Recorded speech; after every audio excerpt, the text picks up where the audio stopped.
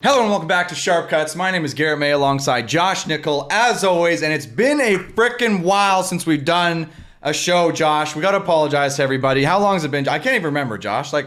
Who are you? I don't even know you. It's been that long. It's been a week for every time Derek Dedman comments on our videos, I think. Yes, so keep commenting, Derek, and we'll just have to keep missing weeks. So that's how it goes. So welcome back to the show. We got a great guest today, Pierce. Welcome back to the program, buddy. I feel like this puts you in the top for our most appearances by a single guest. So welcome back to the show. Wow, is there a trophy with that or? Nope, not in the budget. You should know that, having been on the show multiple times. So I'm a dreamer. I was maybe hoping you guys got a sponsor or something while I've been gone, but no. No, we haven't. And you know exactly where to poke to make it hurt. So I appreciate you bringing that up because it's a sensitive topic. All right, Josh, it's been a while. So a lot of stuff has happened. So I'm going to maybe do some catch up and you got to maybe do some catch up just so we're all on the same page with what happened in the world in the last 3 weeks. I don't know, but I do know a few things. The Canada Summer Games just finished. So, congrats to everybody in that. I got to be honest, Josh. I was highly impressed with a lot of different things from the Canada Summer Games. We streamed a lot of stuff. They're still archived online. If you missed something you wanted to watch, go check it out. It's there. I'm impressed by that. Good presentation, everything. High quality, I thought, of play. But anyway, so congrats on the indoor to Team Manitoba on the women's side with a big win. Team Saskatchewan on the men's side with a big win. Unbelievable. Prairie dominance in indoor in the provincial tournaments. And on the beach, we had Quebec win on the women's side and Ontario win on the men's side. So, congrats to all those teams. Well done. If you didn't check that out, you can see some of the finals online. I think both men's and women's finals indoor were incredibly exciting. So I would check those out if you're into that. But Josh, that's me catching us up on some volleyball that happened the past couple of weeks. But I have no idea what happened on the beach, pro. Did anything happen? Do we even care? We just finished Beach Nationals. I think you'll care about that, Garrett. And I think since the last time we had an episode, Ontario Provincials as well. So a lot domestically happening.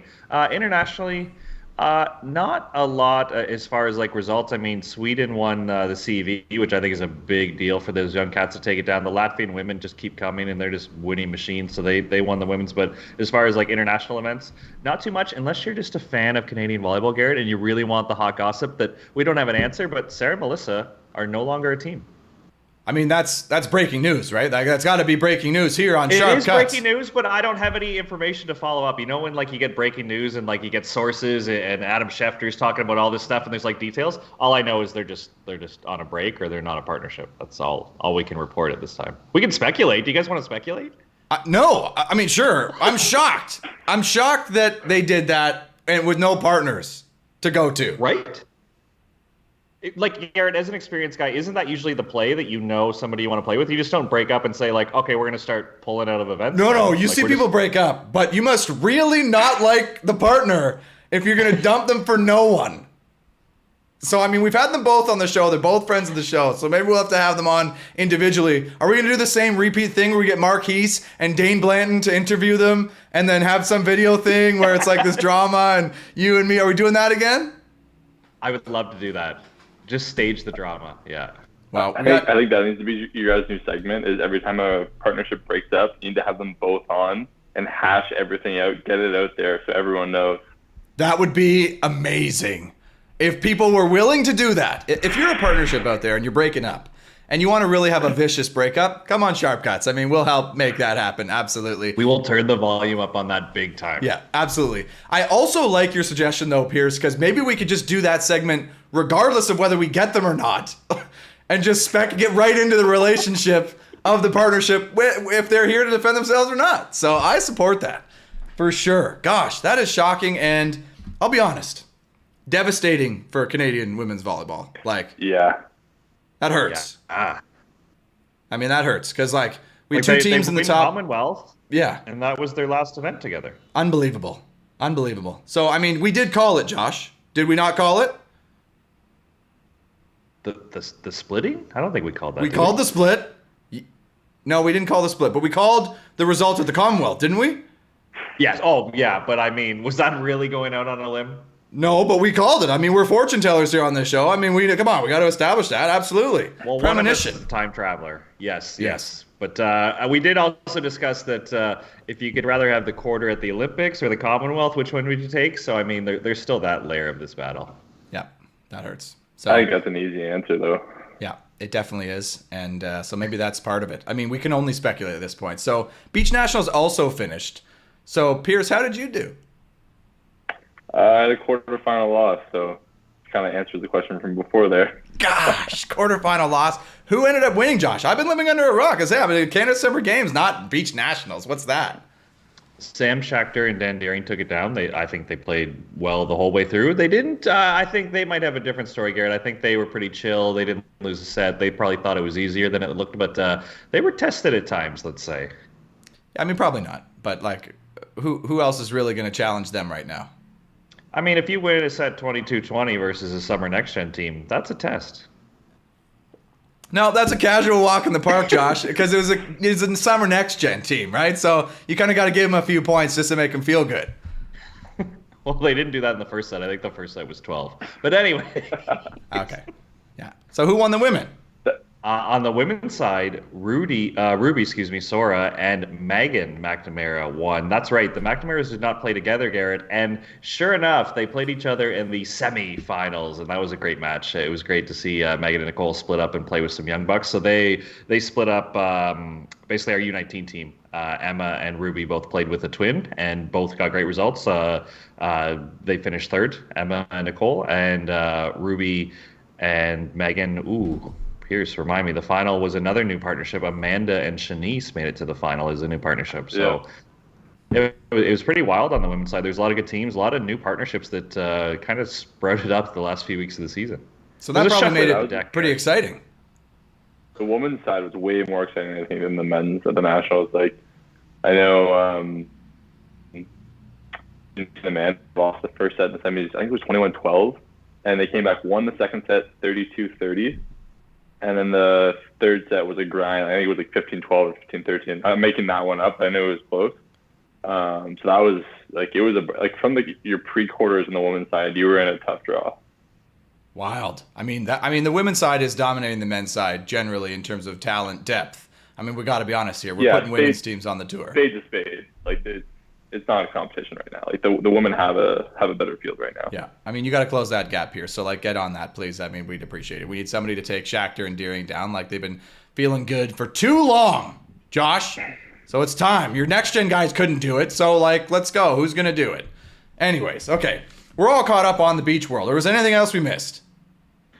We'll get to it. I'm going to go on a rant with my player of the week. We'll get to it. Oh, let's go. Okay. Well, we're not going to get to that right away. Because, Josh, it's rare when we set up the week for the episode and stuff we want to talk about that you come out and you're fired up about a topic and you want to talk about something. And you say, hey, let's do this because this is interesting. So I'm hyped to get into this, Josh. What are we talking about? Set the table for us. Oh, my gosh. So shout out to Christian Redmond. I haven't listened to the Sandcast in a while, actually, when they chirped Pedlo and Schachter when they were together, and I thought these guys are just a couple clowns. Rival podcast, so they can suck I got to give them another chance because I think Trav's a good guy. I think Tri can go suck a lemon. But anyways, so they have a great guest on the show. They have a guy named Ken Stevis, Garrett, who I'm sure your father probably knows personally and maybe played against the tournament. But he's the real deal, and he's on this show, and he's talking about his career.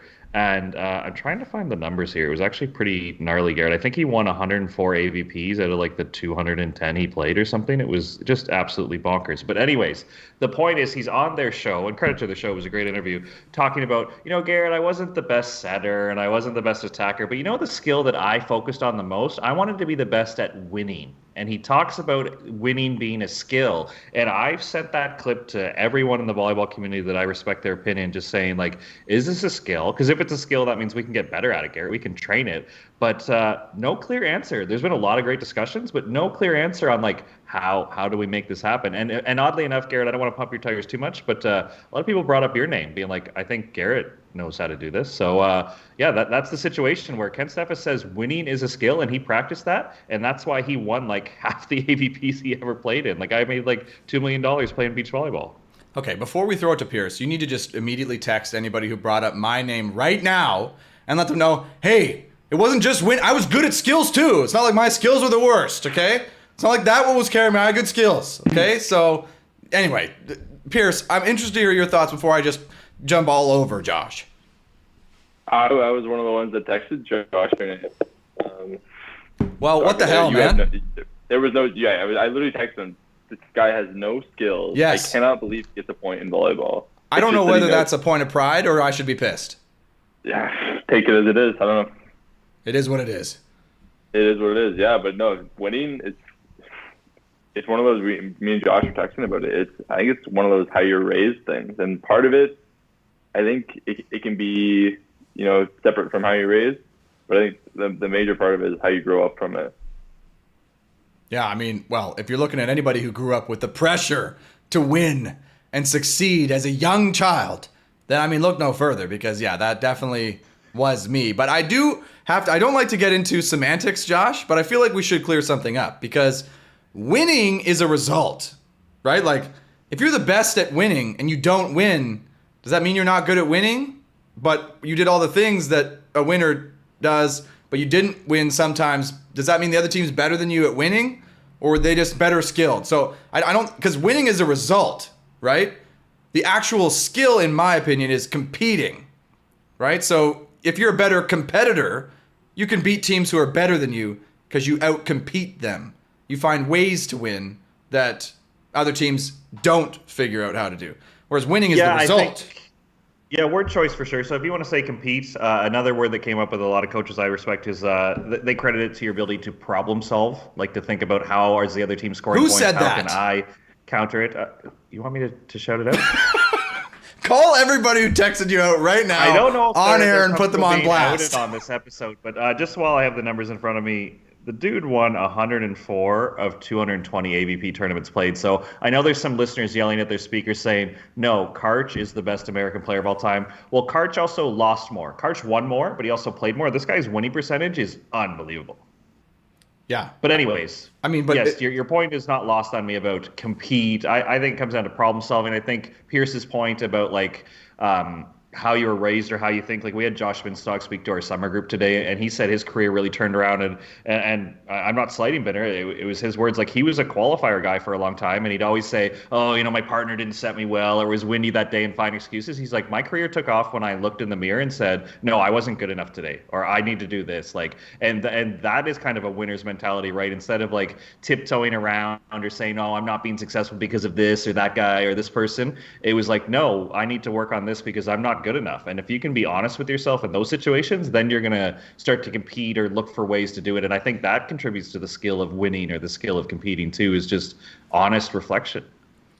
I mean, I guess I don't agree with that because I mean, reflection is a skill in itself, right? Because if you want to go and be self-aware and after you lose or you have a tough and really take learnings from that, that's a separate skill in my opinion. I mean, it's going to help you win, but it's not going to help you compete any better. When you step on that court, I mean, you got to make decisions in the moment. So like that's what I mean. It's like winning. It's hard to point to a specific thing that a winner does. Somebody who's good at winning does these things other than, oh, they win games. So like that guy won games. So I would say he's probably a good competitor, right? He would compete and beat teams who were better than him. My first year at Windsor, we were terrible. We were at one point we were the second last team rated in the whole country behind RMG. The only team in front of us or behind us would be Trent. It was a terrible year. We finally kind of brought it back in the second half. We still finished 5-12, and then my second year, we had this giant preseason before the season started. It was 17 games, and the reason for that was my coach said we have to learn how to win, and so we started with these dog college teams, and we would just go through and 3-0 them 25-12. We thought it was nothing. It built us this confidence. I think we went 15-2. And we lost one to Mac, and we won to Toronto. And then we ended up being 5-2 in the first half of that season, going to nationals for the first time that year.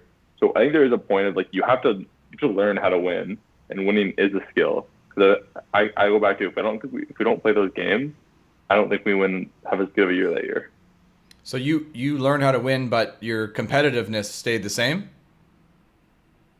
I don't think anything else changed is the thing. Like that's the only thing we changed is we learned how to win. We won games, and we did that by slowly building up against the teams we were winning or beating.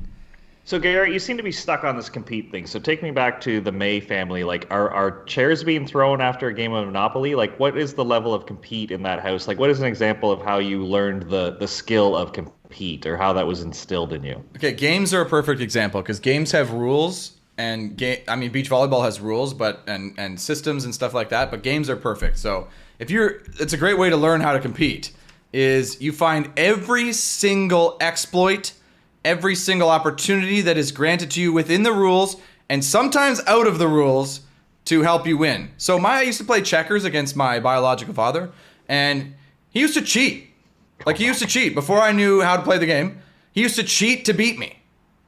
So that, like, I don't know, I don't think he was teaching some sick lesson to me, or he just like would cheat at games to didn't want to lose to his son.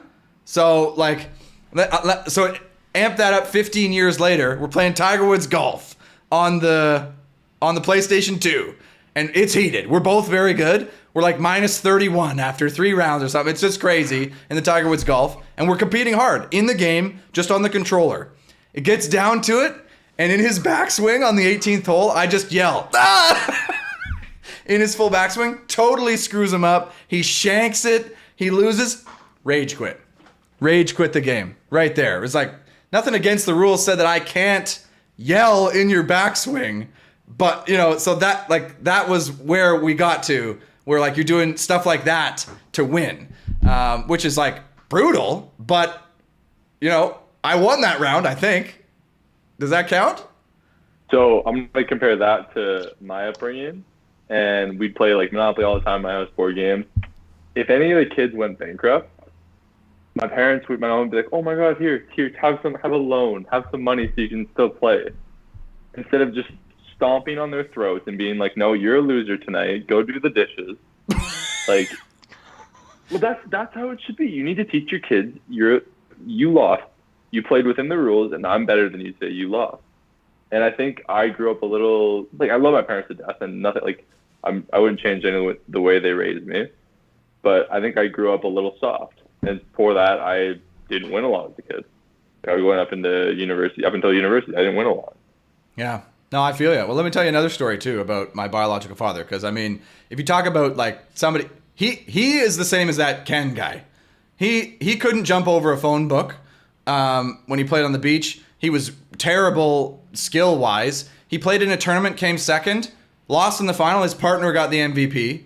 So I mean, what does that tell you, right? So this is the guy I'm learning from as my parent, and so I guess he was teaching at some clinic or something, some OVA coaches clinic where you gotta like get your accreditation or something like that, and you had to run a drill that taught a skill that was focused on a specific skill. And what skill do you think that my biological father John May picked to run a drill for? Just take a guess.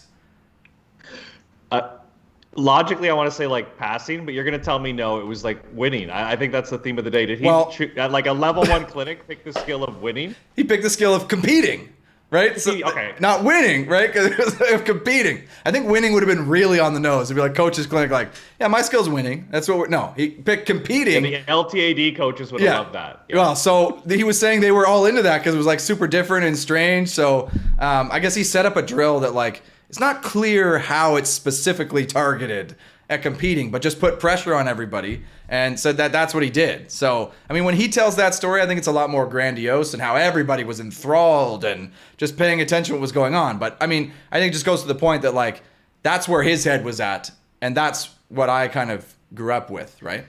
So if you can design a drill to do it, therefore it's a skill you can learn. So I'm wondering in the Crush Gym, like, did people go home knowing they lost practice that day, and guys went home knowing they won practice that day? So I'll tell you this exactly, Josh. It's a great question. So this is what guys don't do at practice that I think myself and some other players who had high competitive skill would do.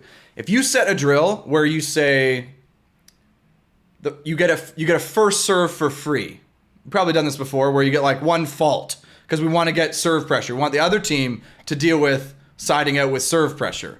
So you get one for free, basically. So what you see is interesting. The guys who have a high compete skill, they go ace or miss on that serve. I get a free serve. I'm going to fully rip it. Ace or miss. I don't care if I miss. I get a second one. And now I've missed. I go into the next one. The guys who have a low compete level put in a 60 or 70% serve on the first one, and then a 60 or 70% serve on the second one. And it's like, what are you doing? You have a free serve. The coach gave you a free serve. It's the same as tennis now. Take a rip, right? And that's just one small example of like how you can pay attention to that sort of stuff and get better at it, I think. Well, to shout out, because again, I don't want to share personal conversations on the air, but if it's positive, I don't think they can be offended. That was Nick Del Bianco's answer. He said, as long as I can remember when I was growing up, coaches explaining the drill, my mind immediately goes to how am I going to win the drill? Not like, what skill are we working on? What's the process? It's like, what's the scoring system? Is there any weird rules I have to do? How am I going to win this situation? And it appears working with you this summer, I think you have that mindset as well. It's more about like, how am I going to get the most out of this versus like, I don't know. I think there's coaches out there that like if you pass well during the drill but still lose, you got what you needed out of it. No, if there's a score on that activity, that means there's a winner and a loser. Yeah, for sure. Yep. So what's cool is then in practice, it adds a full other dimension to practice that you can't really get if as a coach, especially in beach, if you're not paying attention to it. So like, I don't know who's running your practices, Pierce. Like you probably have a few with my dad and a few with other coaches, but like the dynamic is like the coach understands that the player is trying to find those exploits, and the coach can turn up or down the knob on what they set up to push or take it easy on that player. So for example, I don't know if you noticed, Pierce, but when my dad does a drill where he introduces a second ball, where you toss the ball in, he will always toss it unfairly. 100% of the time, you can guarantee he's doing that, right? But that's sort of the thing where he's like, okay, no, now not only are you competing against the other team, you're competing against me. Like I'm in the mix, so now it just raises the intensity in practice where you get some other coaches who just toss it evenly to both teams, regardless of one team is crushing the other team. So it's like, okay, but no, like let's all get better here type thing. Is it all like get better, or your dad's bored on the sideline and he feels a way that he needs to win the drill as well? So that's funny. Does it matter? Does it matter which it is? Well, I think that's if you were to compare your dad's style to a few other coaches, but my style, I think he likes to drive the bus of practice, where I'm okay sitting shotgun and having the athletes kind of figure out these situations, where he's definitely manipulating, pressing buttons. Like I got to watch him practice last summer on the beach, and he would yell at the score, Garrett, but he would point out mistakes. Like he would deliberately make you think that he lost the score, and then he'd be like, well, no, you just sided out, and then Pierce hit it out of bounds, right? Pierce, you hit it out of bounds on that point, so then that's 7-6 these guys. But he would like try to get under guys' skin as he's announcing the score, which is like a layer of your dad's practice where like you're going to know when you're messing up without like, he doesn't need to stop practice and yell at you, but he's going to make his point across somehow. Even by announcing the score, he's going to make you feel 10 feet tall or 3 inches tall. Yeah, so that's not practicing competing. I think the funniest was he was running a drill with there's 5 of us, and he's like the compete level wasn't there. We did 2 sessions, one in the morning. This is the afternoon one. This is as we're getting ready for the summer team tryouts. He goes, you know what, you guys, the fire isn't there this morning, and so you know what? Whoever wins this drill, $100. and one of the guys, this was his first day with us. It was Robbie Kemp, and he looks, he goes, is he serious? I went, yeah. I've been literally just met him 5 days ago, but I could tell he was dead serious. Oh yeah, that is like, hilarious. And honestly, that's my inheritance he's giving out. So if he could just stop doing that, I think that would be great. Save that money, Dad. Robbie won. But he paid up. Robbie took the money. Yeah. He paid up. Oh, okay. Oh yeah. Yeah, he was a man of his word there. Well, so he used to get, for Jamie and Christina, when he coached them in prep for the Olympics, he used to get my crush buddies to come out and play against them, because that was actually a good level. Sorry, boys. But that was a good equal level where like a couple of them playing full was like a good match. It was like big, so that was good. And he used to pay them if they won for their time and coming out. And so you wouldn't believe the intensity you'd see in those practices, as like you get 2 guys who are hungover on a Sunday morning, out of shape, but there's some money on the line. Like it made for an incredible environment, and the compete level was very high. So Josh, I don't know if it's in the budget, But it sounds like what we're saying is if you put some money on the line in practice, maybe you get some better results.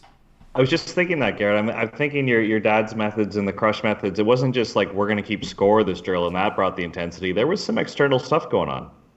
Yeah, for sure. Well, I mean, the crush was very different though. That's the thing.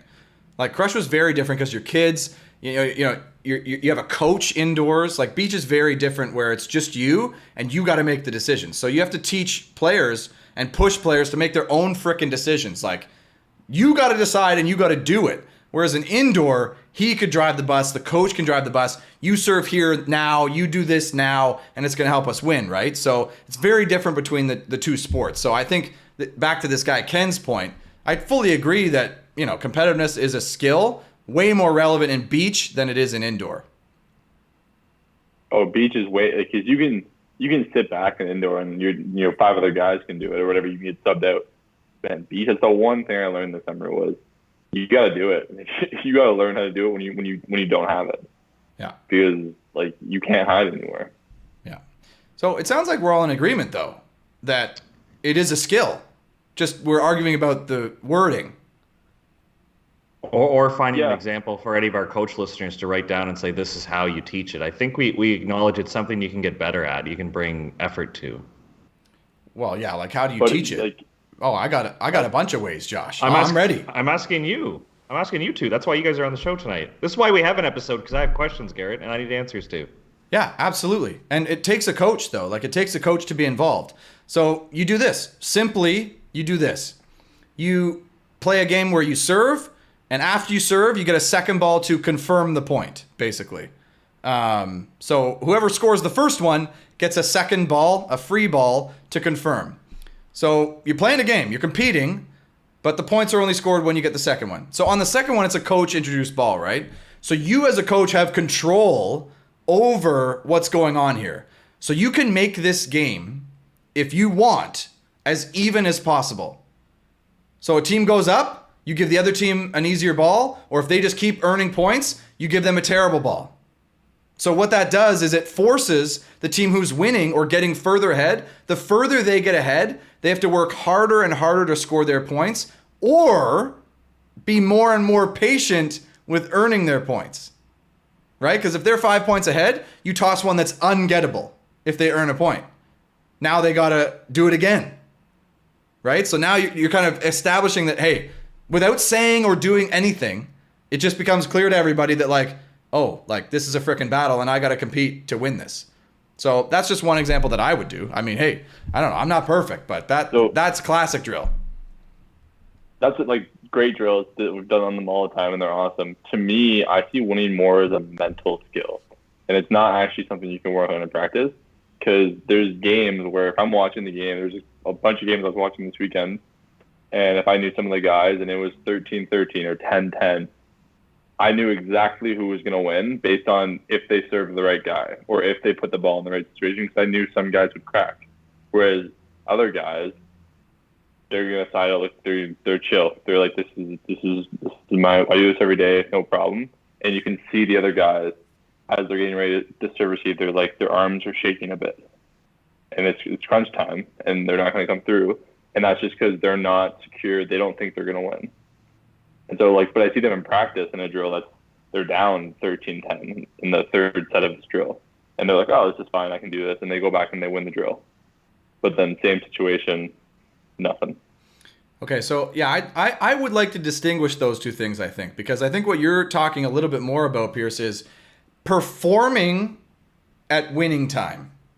Like when things get close and things are tight, executing to get the win.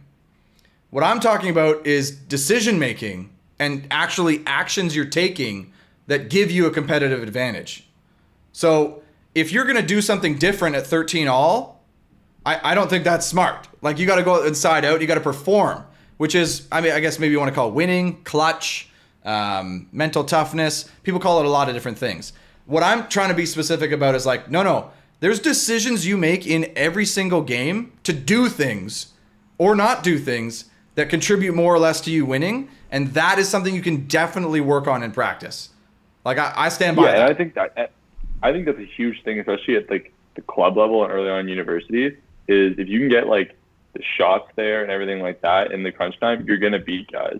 But once you get to the pro level at the Elite 16, all those guys have the shots. Like they're not thinking of, oh, I see this, this, and that. It's at 13. They're down 13, 14. They're siding out. They know exactly what they're gonna do. It's the guys that they're confident in doing it, and you don't see them phased at all. Whereas you see sometimes it's just not quite there, and it's choppy, and they go for that shot either way, but it's like it's not confident. And either they get dug or they hit it out or they get blocked. And it's those times I think that's the difference between winning for me. Yeah, and I mean, I think I would generally agree with you. So maybe this Ken guy is not only saying that he's a great competitor, but that he's also mega clutch, which is, I mean, pretty conceited. If if we're being honest, you're going to call yourself a great competitor and super clutch? Like, come on, there's got to be, something's got to give, right? I mean, I guess he didn't dominate everybody every tournament, right? Or did he? I think if he did, wouldn't we eventually like question the level he was playing at? Like if his record was just so impressive, Garrett, wouldn't he be like, really? Like, was he playing against plumbers and people who sell car insurance on the weekends? Like, I don't know. I think his record's pretty impressive. Yeah. No, Not that I'm against anybody who sells car insurance, but anyways. I would tend to agree. Yeah, so I mean, it sounds like we're talking all around it, but it's not something that we definitely have strong language for in our sport, at least, right? Like, I mean, scenario this. So, we used to do a drill as well, and I think this is something that Josh Binstock actually was his competitive advantage that you brought up, Josh, is, so say you do a drill, you have to score 3 in a row on your serve to earn a point. So it's very difficult, but you only play to 3 points. So it's 8, it's like first to 3, 18 all, no cap. You got to earn 3 in a row though. So like 9 balls total, but 3 in a row. So after you get the first one on a block, a hitting error, whatever, what are you doing to get the next one? How are you stringing points together? There's a decision there that needs to be made if you're going to win that challenges you as a player to go out there and like make a call about what you're going to do, what we're going to block, what we're going to do, where are we looking for, what are we analyzing, any adjustments we're making to try to string points together. Because on the other side, the team's doing the same thing. Oh, they just blocked me in the angle? Well, what the heck am I doing now? Am I going to roll line now? They may expect that, maybe do the switch play again. But what if I pound it again and he gets me again? Okay, now it's that game that you end up playing that Josh Binstock was, I think, one of the better ones at in our country. And probably because he did a lot of stuff like that, like a lot of opportunity to do that and got really good at it, and he loved that stuff. So I would say that's something that you can definitely do to work on that sort of competitiveness, decision-making piece. The clutchness, though, I don't know. That's pretty elusive. So this is personal experiences. I feel like clutchness to me is winning. Because I'm going to bring up an example of, in my 4th year, my Windsor team went to 8 5-setters. We won one of them. To me, that's an issue of we didn't know how to win. So we realized how to win in my 2nd year. Almost the entire team changed. Totally different team in my 4th year now. That team didn't know how to win. So we'd always get to the scenario where it's like, all right, this is fine, but now it's clutch time, and we don't know how to win. Did you have the same coach both years? Same coach. We didn't do the same process of learning again how to win with this team. We had been winning for those 2.5 years now, gotten into this situation, and we were still getting ourselves into chances to win now, and then we just weren't doing it, and then they kind of like snowball, get bigger. The 5th time you lose, the 6th time you lose, the 7th thing, like, and now you're in that 5th set, and I could see it in guys' faces, and I'm not gonna lie, in the 8th game it crept into my mind. I'm like, holy shit, this is the 8th time we're in this, and we're down 12-6 right now. Yeah. I mean, there's something to be said. Like, if you go out and just win games, like you play worse teams, you don't challenge yourself, but you go out and win, you form a winning habit. Like, you're in the habit of going out and getting wins. So is that worth something? It's got to be, right? Or I don't know. I think the shots that are scoring on a mid-tier OCAA team are not going to score against McMaster, right? So is that really learning how to win, or the sport demands that you're going to see later in the year? I don't know. I don't know either, but you're not practicing that skill. To that, I think there's a mental aspect to getting that last kill. Like whether it's indoor like 25, it's like 25-20 or 24-23, and you have the one-on-one on the outside. Even if it's a bad team, the confidence you're going to get of doing that over and over again, and then you come into a game, OUA semis against Mac, and you have that you're like, I've done this a couple times. There's no doubt here. I'm going to stroke this to the corner. You've been in the scenario because you've put yourself in a winning season. You've had a good year. You've been winning. You know how to do this. Whereas you can do it a million times in practice. If this is the first time you have a swing for the set in the OUA semifinals, I'd put my money on the guy making an error or getting dug. Yeah, I mean, I'm not convinced by that, Pierce. So, I mean, it's not compelling to me. So I kind of see what you're saying. Yeah, I mean, I pride myself on my not compelling people. Yeah, and as you should. I think you absolutely should. So, I don't know that we're going to solve this. So comment down below if you're still listening. Thank you, by the way. Subscribe. But comment down below your thoughts on winning a skill. Is it competitiveness? Are they two different things? We want to hear your opinion because the reality is we're never going to solve it because it's out there. So, all right, let's move on to everybody's favorite segment, Josh. It's about time. Hard segue because we got to get to it. Nobody's favorite segment, though, or nobody's let us know. Still, 61 episodes in, we still don't know if this is good or not. It's Players of the Week and Clowns of the Week. So, I'm hyped for Josh's rant. You said for Player of the Week, so let's have him go last. So I'll go first to give Pierce just some time to prep, but I know he's prepped because you're a longtime guest. So I'll start. So I got 2 Players of the Week. I actually got 3 Players of the Week. I'm feeling in a good mood today, Josh. And it's just a lot of people. I'm feeling positive. So first up, I mean, the coverage for Canada Summer Games and CBC. I mean, CBC I've given credit before. The coverage of that, way better than I ever expected. Like, you could watch all the games, you could stream them. Awesome. That gave me a chance to watch my other 2 Players of the Week, both from the Manitoba women's volleyball team who won gold there. And it is a bit of nepotism as well. So my sister-in-law, Alex Cron, who coached that team to victory, and their best player, frankly, Brooklyn Olfert, who dominated that tournament. So Brooklyn played right side for the entire tournament. C balls. Women don't often hit the C ball. It's not a huge play in the tournament. She's like the only one crushing C balls. Deep cross on the C ball, hard as well. Like, very impressive. She played left side in the front. She'd pass as a right side. Huge. So she's dominating. Team's struggling in the second set in the final. Alex goes and makes a substitution, subs in a different right side, moves her to left side, totally frees the team up. They play way better defense. They pass way better. And Brooklyn still was dominating on the pipe. Got a bunch of kills. So, I mean, props all around to the Manitoba women's volleyball program for a dominant performance at the Canada Summer Games. Good on the coach on that one. That's not all the coaches make that call in the finals. Yeah. I mean, it was not a big change, but it paid off big time. Like, your right side passes the whole time. Okay, so move to left side, bring in the different right side, and it worked. That other right side came in and just lit it up as well. So, I mean, it worked out. That's ballsy. Yeah, well, that reminds me of the 2012 Olympics for the men when Russia went down 0-2, and they put Mazursky on the right side, and then he went off for like 27. Yeah. Insane. Yeah, so like, coaches can make a difference. I mean, you could argue that they were actually getting in their team's way by having the bad lineup first and then they fix it. But anyway, coaches can make a difference. So there's hope yet for us, Josh. So those are my Players of the Week, 3 of them. I'm just feeling a great mood. So I'll throw it over to Pierce. Pierce, who you got? You know, I could go for the team on this, but I'm going to go with the individual. I'm going to go Ruby Sora. 18 years old, wins the women's provincials in a tough women's nationals. Like, that is... And then she won the provincials 2 weeks before that with a different partner also. So you gotta respect that. That's 2 solid wins there. I mean, yeah, props to Ruby. I think she's a multiple-time Player of the Week on the channel for her performance.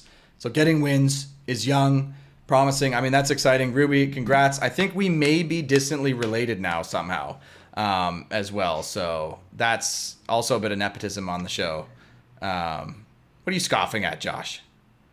Just every Estonian is related, and you would know that by her cheering section at nationals. They showed up in masses. Oh, they did. I mean, good. That's my people, Josh. Yeah. Not at all. Not at all. But I guess it might be. I don't know. I mean, awesome. Yeah, thanks, Pierce. Great player of the week. Congrats, Ruby, on the big wins. All right, over to Josh. I'm also going to go player over team here because this player, I thought he was just amazing. Garrett, my player of the week is Josh Binstock, who will admit to everyone he was not in shape to win this tournament, but he's just a big old winning machine and finds a way. And he actually won provincials, Garrett, and I don't know if I should say this on air, but I'm pretty sure he did not leave his bed the following week. He was just so beaten and broken, but he recharged, got ready for nationals, and Garrett, right from, I think, the pre-quarter round on, you just thought, like, okay, Binner's going to gas out. Binner's going to gas out. And it was sure enough, lose the first, win a tight second, and then win a range of 15-11 to 16-14 things.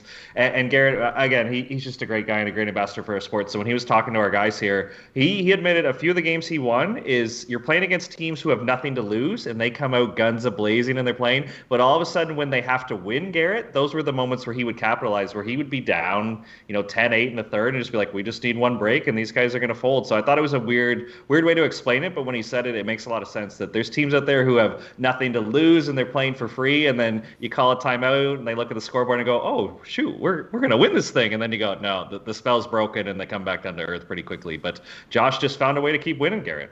I mean, congrats to Josh. You add me on that one, Josh, or what? I don't know if you guys would be included. Were you guys up in the third? We were up in the second, 2018. Yikes. Oh, it's coming full circle. So the team, oh gosh, Josh. Okay, yeah, this is hitting very close to home right now. It was present company, but it was Trent and Ruse in the pre-quarter. It was Pierce and Hugo in the quarter. Their semi was against Jake and Russ, who won the first set. Not easily, but it was like a no-doubter. Like, it was, I think it was 16 or 17. Like, it was 15 maybe. Like, it was, 15, I think, yeah. Well, congrats, Josh. And I love the move, Josh, of having Josh go and dominate at provincials, gas out at nationals, and then have him come and talk to your team, the teams he beat and dominated in the tournament, and let them know, hey, I'm here speaking to you and help you guys get better. So, I mean, I respect that full circle. It was just an obvious example, Garrett, of where he was not hitting the ball the hardest. He was not the best server. He was not the best blocker. So how was he winning? He just knows the mental game so well, and he's a great defensive play caller. He takes away shots. Like, guy knows how to win games. Yeah, I will still attest that he still has some of the best hands at the net as a blocker in the country, even after retiring. Like, there's no doubt about that. He also understands the last lunge on defense probably better than most of the players. So he can be a full meter behind a faster guy, but get to a ball because he understands that last finish to a dig way better than anybody else. So his skills are still good. Let's not mistake that. It's not winning just because of his mental game. He's still very good. Says a guy who didn't see him play the last two tournaments. It's yeah. Well, hold on. No, I saw him live at the Vancouver Open playing very well physically. So I guess he got tired, right? But like, also the other thing I gotta say, and this is something I'm not doing right now, and a lot of players are not doing right now, is hanging around and playing when you're retired, when you're not going to play internationally, so that you give the up-and-coming guys somebody to go after in domestic events. I had that. The guys now don't really have that, right? So I was always gunning for Josh, for Matty Z, who stuck around and played, for Kame Schulk and Ben and all those guys who stuck around and played, so I could have somebody to go head-to-head with. And so, Josh, good on you, and good to take the loss, and I respect it. All right. Should we move on?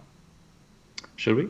Okay, let's move on. Okay. I'll go first again because I don't love my clowns of the week because I feel good about it, but it is a clown move. So I don't know if you guys checked out the beach volleyball final for the Canada Summer Games, but it was a bit of a snoozer, kind of a domination by the Ontario boys against the Team BC boys.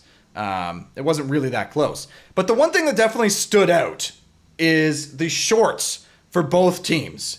And I don't know if this is like a coordinated thing or like what the deal is, but both teams are wearing short shorts, like flower print, tie-dye style shorts that are like well above mid-quad. And they're even pulling them up. And it's a bit of a clown move to rep like that and not go with the professional look. It's one I really like.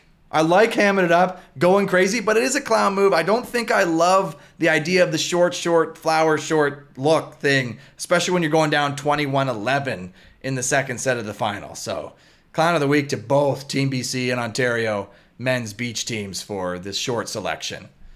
Not only did it finish 11, I'm pretty sure it was like 7-7 at one point, and then it just got way out of hand.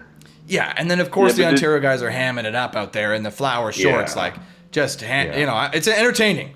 Yes, keep going, but you're gonna keep getting clown of the week. See, with those two at the Canada, with Johnny and Steven at the Canada games, it was the same with that whole DeMarcus Cousins, Brittany Griner situation of like who would win in a one-on-one. When the coach said I would have taken my whole mortgage out and put it on Bunky, I would have taken everything I had and put it on Steven and Johnny to win that. I didn't think there was anyone in the tournament that would touch them. And yeah, they had a scare in the first set, but they're in their own league in that. Yeah, and I mean when you're that good, you can confidently wear shorts like that because you know you're probably not going to get embarrassed. But the BC guys also equaled them with the short choice, which was kind of interesting that they both went in with the excellent shorts into the final. So hey, I mean, clown move, I thought. Josh, I'm surprised you're not agreeing with me more vehemently. Well, Johnny and Steven are a part of the program. I get to go to FISU games. They weaseled their way in, so I get to go to the event now, Garrett. So I have nothing but love and support for those guys. Oh, come on. I see how it is. I see what's going on. You were turning your nose up, but they're taking you in a tournament, so you're fine. Yes, our loyal listeners will remember I once ranted that when FISU moved the event from Lake Placid, New York to Brazil, I was like, well, there goes my hopes of going. I can't go. But Johnny and Steven, they found a way, and they're bringing their coach to Brazil. And I just thankful, Garrett. You're their coach? Oh, yeah. What? Here's the question now, Garrett. Volleyball Canada doesn't have a men's sponsor for clothing. Do they wear the flower shorts to FISU? Wait. Hold on. We don't have a sponsor for that event? No, Lululemon is now with the Olympic Committee, so they're not with Volleyball Canada anymore. And Volleyball Canada's new sponsor is a company called Left on Friday, who make fantastic clothing, but only have a women's line. So we don't have a clothing sponsor on the men's side right now. What are we doing? We've been dealing with this garbage for clown of the week right there. Clown of the week, end it. Sorry if I'm taking your pick, Pierce, but what? We picked a sponsor that doesn't have men's clothing. My pick is better than that. So. Okay. But wow. So I'm shocked. Who is that your pick, Josh? Should I take it easy? No. Keep going. Oh, okay, good. Because wow. We've been dealing with this for 20 years on the clothing thing. Lulu was great. Lulu left us, eh? It's about time. They understood. Did they leave us, or they just went to serve all of Canada? They're still supporting Olympic. They went for the bigger fish. It was like they got the better opportunity. You can't get mad at them for taking the better opportunity. That's true. You upgrade from beach volleyball to the entire Olympic team. Pretty good. And you still keep beach volleyball. You just only get them. They kept it. Yeah, and you get them in the best event. So we have to wear an item of clothing. Well, actually, the men can wear whatever they want? They could wear shorts with sharp cuts on them. Josh, let's get in it, buddy. We got it. Let's get in it, Josh. What are we waiting for, guy? For FISU? We don't have a budget for anything. You're their coach, Josh. Make guys custom shorts. Get those flower shorts and get sharp cuts plastered on that. Go to the FISU games and take a million pictures. That's what we'll do. We just need to put stickers on other people's shorts so they look like our shorts. Yes, you're their coach. You can tell them to do it. Isn't this the definition of a conflict of interest? Yes. Abuse it. Competitive skill right here coming into play. Every exploit you can find, Josh. Come on. Gosh. Well, that's crazy news. Comment down below who should be the next men's sponsor. I'm thinking Budgie Snugglers. You seen those? It's an Australian brand of Speedo type shorts. Okay. What if they came in and said, we're going to give you $1 million, but you have to play in Speedos? I don't know if that follows the FIV uniform rule. I guess at provincials you could do it, but I don't know. Every domestic tournament, you got to play a Speedo. I mean, if they're paying. I like that attitude, Pierce.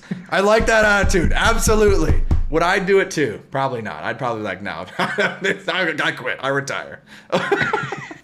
Okay, let's keep it moving. So, okay, Josh, let's go to you because Pierce said his was good. Clown of the week.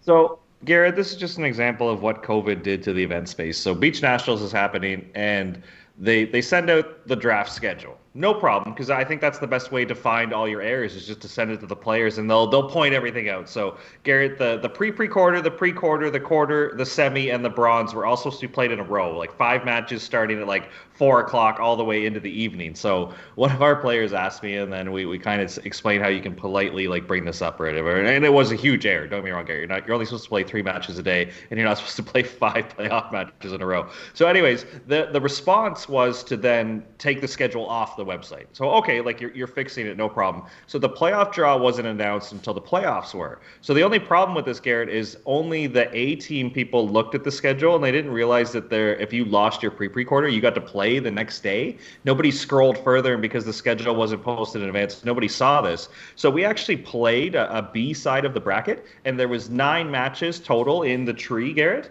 Only 6 were played. Basically, only 3 teams showed up. There was 6 forfeits on the B side of the draw. So I just thought that was a terrible thing for our sport, where like basically a poor website cost us a whole bunch of games on Sunday because either these teams were pouting and they didn't want to play on the B side, or they didn't know it was happening because the website was so brutal that it wasn't posted until it was too late. I don't know the answer, Garrett, but I'm going to blame the website on this. Right. What's the percentage there? What's the breakdown of people who missed it because of the website, or were just bitter and left? We don't know. For sure, 1 or 2 teams were bitter and just left. I mean, I would be playing the B side out. Why? I'm tired as heck. I've been playing for days. But here's how many forfeits there were, Garrett. The top side, like not the top side, like winners, loser bracket, but just like on the top of the screen, if you go through, the finalist was a forfeit the whole way through. So, like, even the final was a forfeit. There wasn't enough teams. So, like, imagine, like, I feel bad for this team who showed up at 9 a.m. and lost the first match. They were out for the day, and they just watched, like, forfeits fill in the rest of the schedule. Oh, my God. So, the team in the semi, the team, there was a team who got a bye in the consolation quarter, and then another bye in the consolation semi, which means that there had to have been 4 teams who didn't show up on the one side of the bracket, whereas there was one match on the other side that did show up. 2 matches. There's 2 matches. That is the dumbest thing ever. It was an absolute battle to get through the one side of the bracket, and the team who checked in on time on the other side of the bracket got a bye to the finals and eventually won the finals. It was good. Yeah. I mean, you played 1 game. Actually, I'm not even sure if they checked in. I don't know if they were just less vocal on the forfeits. I don't know how they awarded the forfeits. Hey, I mean, save the game. The team who finished second may not have just communicated, and they didn't show up, and they're like, oh, well, this other team communicated, so they forfeited. I mean, that's a big-time move as well, if you do that. Like, you just tell the team, oh, no, they canceled the consolation side. They're just telling people here, don't bother coming. And you simultaneously tell the organizer, yeah, they told me they're not coming, so they're just going to forfeit. That's an easy win right there. That's competitive skill right there, Josh. It was just disappointing, Garrett. I blame the website. I think that's my cloud move is that, yeah, there was a B side of the draw that ended up with like 70, 80% of the matches forfeited. Well, I think that is a clown occurrence. At least it was the B side. Right. The A side, would this ever happen? I mean, probably not. You're right. But if it did, it'd be even worse. All right, over to Pierce. Clown of the week. I mean, you said it was good. You build it high, so it better be good. Yeah, it's a big name. I'm going with the OVA here. I had a pretty bad experience at provincials, and I think it's due to maybe a little bit of self-management, but also poor planning. It was, Garrett, it was hot as hell. It was 40 plus degrees, no wind. I had to play, sit, ref, play back to back, ref, and then it's my own fault. I lost one of my pool play games. I had to play a pre-quarter to then figure out if I was going to go Division 1 or Division 2. Right. I got heat stroke because I was in the sun all day and couldn't escape it that much. Right. And then found out that they haven't changed the medical rule. So I had a medical the first day. I had to take a medical the second day. And that I almost got fined for taking a second medical. So that was mine, that I almost got fined for taking a second medical when you only get one. you're supposed to get 2 when there's a heat warning, but they haven't implemented the rule yet. They're still writing it. Was what they told me, that they're still writing it. So what a that's where I'm tough like, weekend for everyone, and especially you. Yeah, I mean, other people apparently handled it better than I did, but I was like, man, Well, like, that was tough. You only had one game off, basically, because when you're reffing, and I guess, do they make you have both players out there? I guess it doesn't really matter, because you only get one set off to just... No, but you have to stand. You can't sit. They make you stand. So well, they don't make you, but you can sit until like those guys walking around. They're like, hey, you gotta stand. Oh, God. And I'm like... Oh, God. I'm getting heat stroke over here, bud. Like, give me a break. It's like, I paid $160 to be in this event. You guys can't pay refs to ref a game? No, they can't. But they can pay a ref to walk around and tell you to ref the game. Yeah. Oh gosh, that's just sad. Okay, but if the weather, instead of being 40 degrees Celsius, is 12, it's a very different problem. No, because it was still the seeding of the tournament was trash. How they managed the tournament wasn't very good. How do you have to ref Everything and then play else, 2 in a row? It's got to be a pool of 4 at least. It is, and we were the last seed, even though I had won many provincial tournaments, and Not good enough. Yeah. because my partner hadn't played any, but he'd been playing international tournaments. I didn't know we needed to apply for a wild card. I then emailed them once I found out. They told me it was too late, and I'm like, well, is it? The tournament hasn't started yet. It's not too late. It's you guys don't want to now. Well, But you're talking to 2 guys, each their own. Pierce. It's a tough, because you're talking to 2 former members of Canada's #1 beach crew, right here. So it's a tough because. But are we willing, Josh, to absolutely bury our successors at the beach crew, or are we going to back them up as alumni of the Canada's #1 beach crew?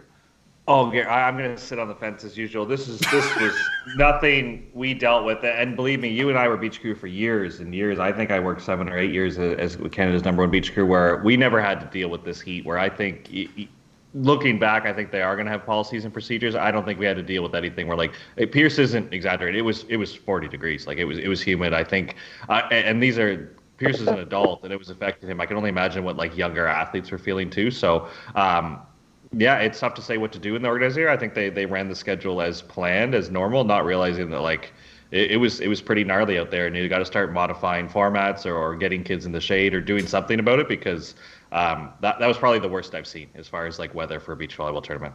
Yeah, and I don't know what you do. It's lucky it wasn't like that.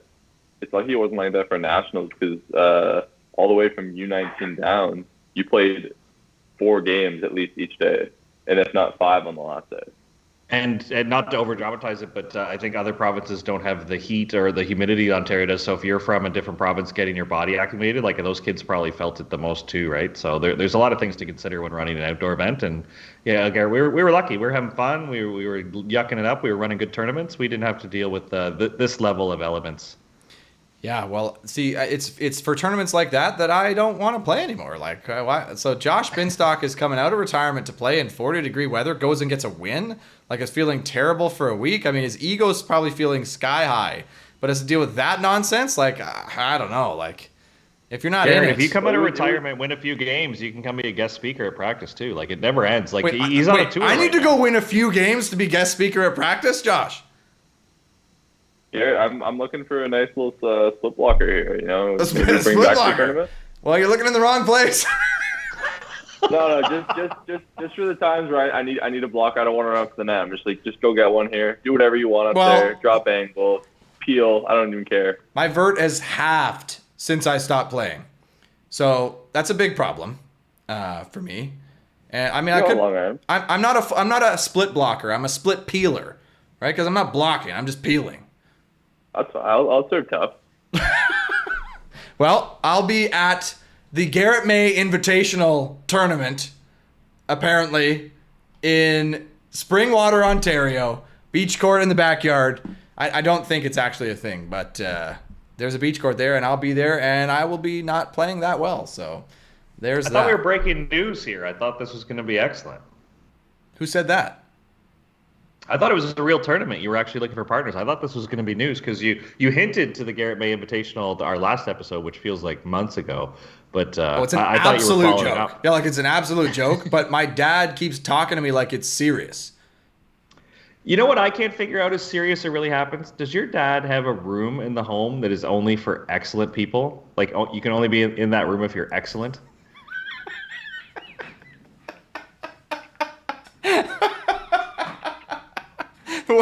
Wait. Who told you that? I have a source who's been in the home, and John explains it to them, and then you'll see like Max will just run into the room, and John will be like, "Whoa, Max, are you excellent?" He'll be like, "Yeah, I'm excellent," and then they keep running, so he's allowed in the room. Where like I'm trying to think like, would I fold up when John told me to like, "Whoa, you can't go in that room." I mean, yeah, you would, but yeah, I don't know whether to like confirm it, confirm that myth, So, or I deny think it. the room of we're talking about here is just a room of like excellence achieved on the walls, and so it's a kind of like a joke of like, are you excellent enough to acknowledge what's going on in here? It's not a thing, Josh, but it could be a thing. But I'm just so excellent that it's never even brought up when I go to enter the room. There it is. The bouncers never asked who you are. You can Right. just go right in, but I feel like I'm gonna get the up. Yeah, like, oh, No, careful. It's literally a force field that like if you're not excellent, you just smack. And you're like, what the hell? Like, Oh, absolutely. And it's just a pane of glass. But for those who are not excellent enough, it feels like a force field. So, Josh, you'd be in tough. So I would get your excellence in order before you make a trip to Springwater, Ontario. I better practice some winning before I go. No, competing. Be- Competing. I mean, here's the thing. My dad has never officially won nationals. So do you have to win to be excellent? Well, that's the thing is you might not win, but I think the way you compete or the way you go for those moments, that's a better way to look at it, Garrett. Absolutely. And I'm with you, Josh, because I've lost a lot. So it better be the way you go about it. Otherwise, I'm like buried. Absolutely. I always love the quote. I don't know if you guys have watched Shoresy yet, but I had said it for a while before it, but just watching the show cements it. A lot of guys like winning. A lot of guys don't hate losing. And it's those moments, those you can tell like who actually like hates losing it because they're not going to. Yeah, I feel you. And I hate losing. And I hate winning. I hate beating people I like. What's that? Is that why you retired so young? Yes. No. I don't like I any like of those these people guys. so much. Okay. I don't like any of those guys. I don't know. Like I don't know. Like you get in a game with a friend, and you're just pummeling him. That feel good? You feel good doing that to your friend? You like that? You like that, Yeah. Josh? So why don't you like tossing harder free balls to your players in practice?